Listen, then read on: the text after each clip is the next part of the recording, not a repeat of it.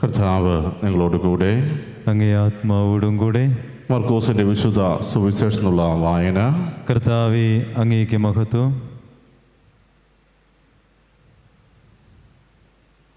അക്കാലത്ത് യേശുവും ശിഷ്യന്മാരും കടൽ കടന്ന് ഗനേസറത്തിൽ എത്തി.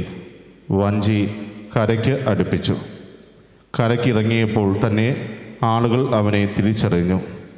അവർ സമീപ പ്രദേശങ്ങളിലെല്ലാം ഓടി നടന്ന് രോഗികളെ കിടക്കയിലെടുത്ത് അവൻ ഉണ്ടെന്ന് കേണ്ട സ്ഥലത്തേക്ക് കൊണ്ടുവരാൻ തുടങ്ങി.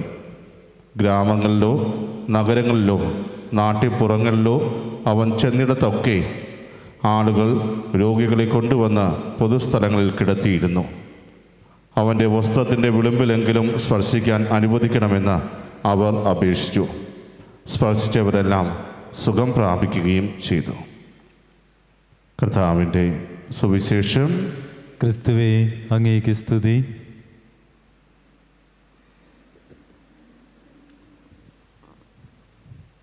വിശ്വാസത്തിൽ സ്നേഹമുള്ളവരെ, ഇന്ന് തിരുസഭാ മാതാവ് നമ്മുടെ വിചിന്തനത്തിനായിട്ട് നമുക്ക് നൽകിയിരിക്കുന്ന വചനഭാഗം മർക്കോസിൻ്റെ സുവിശേഷം 6-ാം അധ്യായം 53 മുതൽ 56 വരെയുള്ള തിരുവചനങ്ങളാണ്.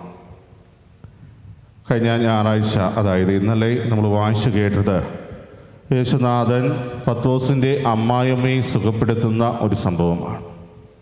അതിനുശേഷം ആ ഗ്രാമങ്ങളിലുള്ളവർ അവിടെ അടുത്തുള്ള എല്ലാ രോഗികളെയും യേശുവിൻ്റെ അടുക്കലേക്ക് കൊണ്ടുവരുന്നതായി നമ്മൾ സുവിശേഷങ്ങളിൽ വായിച്ചു കേട്ടു. അവരെ എല്ലാവരെയും യേശുനാഥൻ സുഖപ്പെടുത്തി. അങ്ങനെ അനേകം അത്ഭുതകൃത്യങ്ങൾ യേശുനാഥൻ പ്രവർത്തിച്ചിരുന്നു എന്ന് വേണം നമ്മൾ മനസ്സിലാക്കുവാൻ. അതുകൊണ്ട് തന്നെ യേശുവിനെക്കുറിച്ച് വളരെയധികം കാര്യങ്ങൾ എല്ലാ പട്ടണങ്ങളിലും സംസാര വിഷയമായിട്ട് മാറി. ഒരു അത്ഭുത പ്രവർത്തകനായ വ്യക്തിയെക്കുറിച്ച് വളരെ വേഗം തന്നെ എല്ലാ ഗ്രാമങ്ങളിലും പട്ടണങ്ങളിലും അറിയപ്പെടുവാൻ തുടങ്ങി. അങ്ങനെ ആ ഒരു വാർത്ത ഗനേസറത്ത് എന്ന പട്ടണത്തിലും എത്തി. അതുകൊണ്ട് തന്നെയാണ് അവർ യേശുവിനെ കണ്ട മാത്രയിൽ തന്നെ തിരിച്ചറിഞ്ഞത്. യേശുവാണ് ആ വഞ്ചിയിൽ കടന്നു വരുന്നത്. അവൻ കരയ്ക്ക് അടുത്തപ്പോൾ തന്നെ അവനെ അവർ തിരിച്ചറിഞ്ഞു എന്നാണ് തിരുവചനം സാക്ഷ്യപ്പെടുത്തുക. അവർ അവനെ തിരിച്ചറിഞ്ഞപ്പോൾ എന്താണ് ചെയ്യുന്നത്? സമീപ പ്രദേശങ്ങളെല്ലാം ഓടി നടന്ന് എല്ലാ രോഗികളെയും കിടക്കയിലെടുത്ത് അവൻ ഉണ്ടെന്ന് കേട്ട സ്ഥലത്തേക്ക് കൊണ്ടുവരികയാണ്. അത്രമാത്രം വിശ്വാസം അവരിൽ ഉണ്ടായിരുന്നു എന്ന് വേണം നമ്മൾ മനസ്സിലാക്കുക. ഒരു വ്യക്തിയെക്കുറിച്ച് വളരെയധികം സംസാര വിഷയമായിട്ടുണ്ട് എന്നറിയുമ്പോൾ തന്നെ അവിടെ എന്തോ പ്രത്യേകതയുണ്ടെന്ന് അവർ തിരിച്ചറിഞ്ഞു. അതുകൊണ്ട് തന്നെ യേശുവിനെ തിരിച്ചറിഞ്ഞ മാത്രയിൽ ആ ഗ്രാമങ്ങളിൽ മാത്രമല്ല, ഞങ്ങളുടെ ഗ്രാമങ്ങളിലുള്ള ജനങ്ങളും സൗഖ്യം പ്രാപിക്കണം, കർത്താവിൻ്റെ കരസ്പർശം അവരുടെ മേലും പതിക്കണം എന്നാഗ്രഹിച്ചുകൊണ്ട് പ്രവർത്തിക്കുന്ന ഒരു കൂട്ടം ജനത്തെയാണ് നമ്മൾ അവിടെ കാണുക. യേശുവിൻ്റെ അടുക്കലേക്ക് അവൻ കൊണ്ടുവരുമ്പോൾ ആളുകൾ എന്താണ് പ്രതീക്ഷിച്ചത്? അവൻ്റെ വസ്ത്രത്തിൻ്റെ വിളിമ്പിലൊന്ന് സ്പർശിച്ചാൽ മതി, അവർ സുഖം പ്രാപിക്കും. ആ ഒരു വിശ്വാസം അവരുടെ ഓരോരുത്തരുടെയും ഹൃദയത്തിലുണ്ടായിരുന്നു. തങ്ങൾ കൊണ്ടുവന്നിരിക്കുന്ന ഈ രോഗികളുടെ മേൽ അവൻ്റെ നിഴലൊന്ന് പതിച്ചാൽ, അല്ലെങ്കിൽ അവൻ്റെ വസ്ത്രത്തിൻ്റെ വിളിമ്പൊന്ന് തൊട്ടാൽ അത് മാത്രം മതി, അവരെല്ലാവരും സുഖം പ്രാപിക്കും എന്ന് ആ ജനക്കൂട്ടം വിശ്വസിച്ചെങ്കിൽ അവരുടെ വിശ്വാസം എത്ര വലുതായിരുന്നു എന്ന് നാം മനസ്സിലാക്കുക. പ്രിയമുള്ളവരെ, കർത്താവിനെ സ്പർശിക്കുന്ന എല്ലാവരും സുഖം പ്രാപിച്ചു. കർത്താവ് അവരെ തൻ്റെ വസ്ത്രത്തിൽ സ്പർശിക്കുവാൻ അനുവദിച്ചു എന്നുകൂടി ഇന്ന് നമ്മുടെ സുവിശേഷത്തിൽ കാണുവാൻ സാധിക്കും. പ്രിയമുള്ളവരെ, കർത്താവിനെ സ്പർശിക്കുവാനുള്ള അവസരം ഇന്നും നമ്മുടെ ഓരോരുത്തരുടെയും ജീവിതത്തിൽ കർത്താവ് തരുന്നുണ്ട്.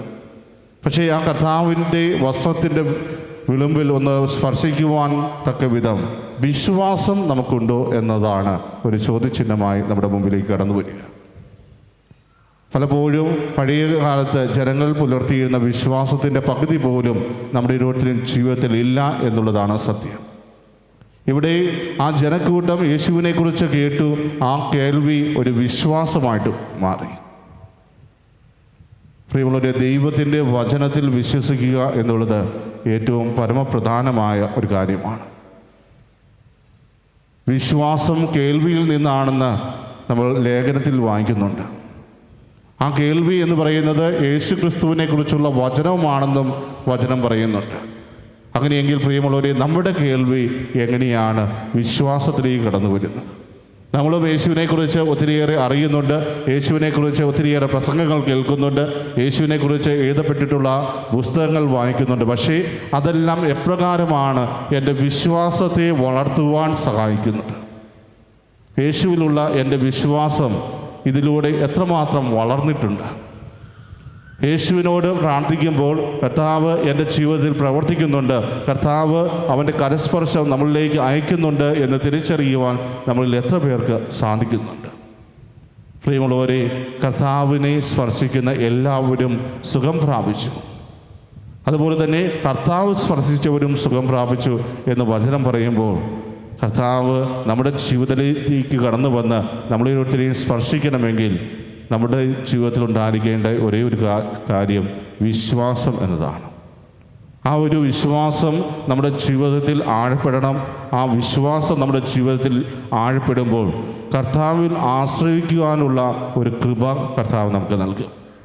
കർത്താവിൽ ആശ്രയിച്ച് നമ്മൾ മുന്നോട്ട് പോകുമ്പോൾ തീർച്ചയായും നമ്മുടെ ജീവിതത്തിൽ നമ്മളെ നയിക്കുന്നത് വിശ്വാസം ആണ് എന്ന് നമുക്ക് പറയുവാൻ സാധിക്കും.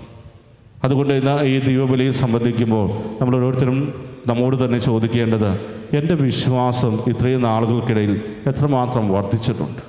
ഞാൻ ചെറുപ്പം മുതലേ യേശുവിനെക്കുറിച്ച് കേൾക്കുന്നുണ്ട്, യേശുവിൻ്റെ അനുഭവമുണ്ടായ വ്യക്തികളോട് സംസാരിച്ചിട്ടുണ്ട്. അങ്ങനെ യേശുവിനെക്കുറിച്ച് പല കാര്യങ്ങളും എൻ്റെ ജീവിതത്തിൽ ഞാൻ കേൾക്കുകയും അനുഭവിക്കുകയും ചെയ്തിട്ടുണ്ട്. എന്നിട്ടും എന്തുകൊണ്ടാണ് എൻ്റെ വിശ്വാസം വളരാതെ പോകുന്നത്? അതിനുള്ള കാരണങ്ങൾ എന്തൊക്കെയാണ്? എൻ്റെ വിശ്വാസം പതിയെ പതിയെ ഇല്ലാതായി പോകുന്ന അവസരങ്ങൾ എൻ്റെ ജീവിതത്തിൽ ഉണ്ടായിട്ടുണ്ട്. പലപ്പോഴും നമ്മുടെ ജീവിതത്തിൽ പെട്ടെന്ന് തന്നെ എന്തെങ്കിലും ഒരു അപകടം സംഭവിക്കുമ്പോൾ, നമ്മൾ സ്നേഹിക്കുന്ന ഒരു വ്യക്തിയെ നഷ്ടപ്പെടുമ്പോൾ, അല്ലെങ്കിൽ നമ്മുടെ കുടുംബത്തിൽ വലിയൊരു ദുരന്തം ഉണ്ടാകുമ്പോൾ നമ്മൾ അറിയാതെ വിശ്വാസത്തിൽ നിന്ന് പുറകോട്ട് പോകുന്ന ഒരവസ്ഥയുണ്ട്. അങ്ങനെയുള്ള ഒരു സാഹചര്യത്തിലൂടെ കടന്നു പോയപ്പോൾ എൻ്റെ പ്രതികരണം എന്തായിരുന്നു എന്നും നമുക്ക് കർത്താവിനോട് ചോദിക്കാം. കർത്താവിൻ്റെ സന്നിധിയിലായതുകൊണ്ട് നമുക്കൊരു വിചിന്തനം നടത്താം, നമ്മളെക്കുറിച്ച് തന്നെ ഒരു വിലയിരുത്തൽ നടത്താം. അതിലൂടെ കർത്താവ് തന്നെ നമുക്ക് വെളിപ്പെടുത്തി തരും, നിൻ്റെ മേഖലയിൽ നീ ഏതെല്ലാം രീതിയിലാണ് മാറിപ്പോയത്, നിൻ്റെ ജീവിതത്തിൽ നീ ഏതെല്ലാം മേഖലയിലാണ് നിനക്ക് തെറ്റുപറ്റിയത്, ഏതെല്ലാം മേഖലയിലൂടെ നീ കടന്നു പോയപ്പോഴാണ് നീ കർത്താവിൽ നിന്നും അകന്നു പോയത്, കർത്താവിലുള്ള വിശ്വാസം നിനക്ക് കുറഞ്ഞു പോയത്. അതെല്ലാം തിരിച്ചറിഞ്ഞുകൊണ്ട് അത് പരിഹരിച്ച് കർത്താവിൽ വിശ്വസിക്കുന്ന നല്ലൊരു ക്രിസ്ത്യാനിയായിട്ട് മാറുവാൻ, ക്രിസ്തുവിൻ്റെ നല്ലൊരു അനുയായിയായിട്ട് മാറുവാൻ നമുക്ക് ഓരോരുത്തർക്കും പരിശ്രമിക്കാം. അതിന് സർവശക്തനായ ദൈവം നമ്മെ ഓരോരുത്തരെയും സമൃദ്ധമായിട്ട് അനുഗ്രഹിക്കട്ടെ. ആമേൻ.